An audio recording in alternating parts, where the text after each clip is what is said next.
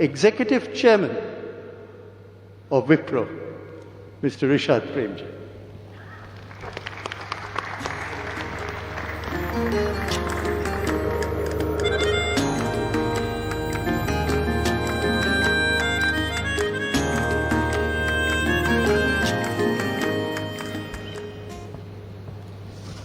Respected Governor, respected Chief Minister, Dr. Mitra, delegates, ladies and gentlemen. It's my pleasure to speak at the inaugural session of the Bengal Global Business Summit, and I would like to thank Dr. Mitra for extending me the opportunity to do so. You know, my family's connection to West Bengal goes back nearly 2 centuries. The connection was first forged in the late 19th century when my great-grandfather, Rishad Premji, built a successful business of rice import with Rangoon, Calcutta and Bombay as the nerve centers of the trade at the time. This is the business that my grandfather, Mr. Mohammad Hussain Premji, stepped into and ran for almost a decade before he founded Western India Vegetable Products in December 1945. That company is now known globally as Wipro. When Wipro was still a very small company, we recruited some of our key management personnel from the earliest batches of IIM Calcutta. When it diversified into information technology in 1980, we set up a regional office on the 20th floor of the Chatterjee International Building. One of the buyers of our Series 86 product, India's first ever multi-user mini computer, was Shaw Wallace and Company. We helped them build a financial accounting product. Later, we won a significant order from the Calcutta Metropolitan Development Authority in a project that was funded by the World Bank.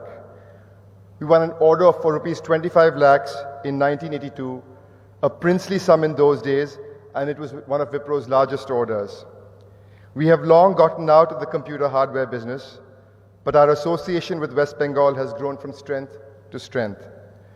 Today, we have a large 16-acre IT campus in Salt Lake City, where we employ nearly 11,000 people. We support the digital operations of a number of our global marquee customers in industries like high-tech, pharma, consumer electronics, to name just a few. We have also bought an additional space of 50 acres in Rajarat that will form an important part of our future growth strategy, where we will begin the project planning immediately and start construction in the next few months. I must compliment the West Bengal government for their utmost focus to grow the IT industry in the state, by not only providing the right policy environment, but also a very liberal, transparent, and realistic approach towards the development. The technology industry has become a beacon of hope in these challenging times. We feel particularly proud of the fact that technology has now become the key to business survival and resilience, putting it front and center across industries and across the globe. 31 years since liberalization, and India's IT services industry continues to grow from strength to strength. Last year, our industry crossed $200 billion in an annual turnover, contributing 9% to India's total GDP. The industry employs nearly 5 million people, and 2 million jobs were created just in the last decade. And it isn't just the work we are doing for global businesses. India itself is a major consumer of digital technologies. With 500 million internet subscribers, and more than 1 billion mobile phone subscriptions, India is one of the fastest growing digital economies in the world.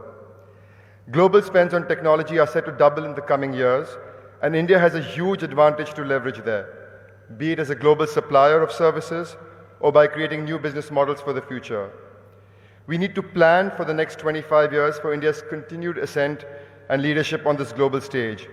While much of it will come from the industry, the government has a crucial complementary role in helping create a vibrant ecosystem, be it in creating a steady supply of talent or in setting up infrastructure that quickly allows us to get our operations going. It is therefore heartening to see the investments that the West Bengal government has made in setting up high-quality educational institutions, hospitals, infrastructure, and laying a strong digital backbone for all citizens, all of which has contributed to the rapid growth of West Bengal's GDP. Equally encouraging is your government's commitment on spend on social services that will improve the lives of millions of our citizens. We at Wipro have always believed that progress must be shared by all. And it is here that I must mention the small contribution of the Wipro Foundation, our CSR arm that is made in West Bengal in particular. Our employees at Wipro Kolkata have played an integral role in providing support to the community through more than 2,500 hours of volunteering last year. This includes help in distribution of dry ration and hygiene kits during COVID-19 and the Amphan cyclone, as well as participation in the mangrove plantation drive in the near coastal area is a measure of building physical resistance to future storms and cyclones. In addition to that, we are supporting several NGO partners where we focus on providing primary health and education to the underserved communities. Let me close by thanking the West Bengal government for extending support to Wipro and the industry, and also wishing the delegates a very successful summit. Thank you very much for having me.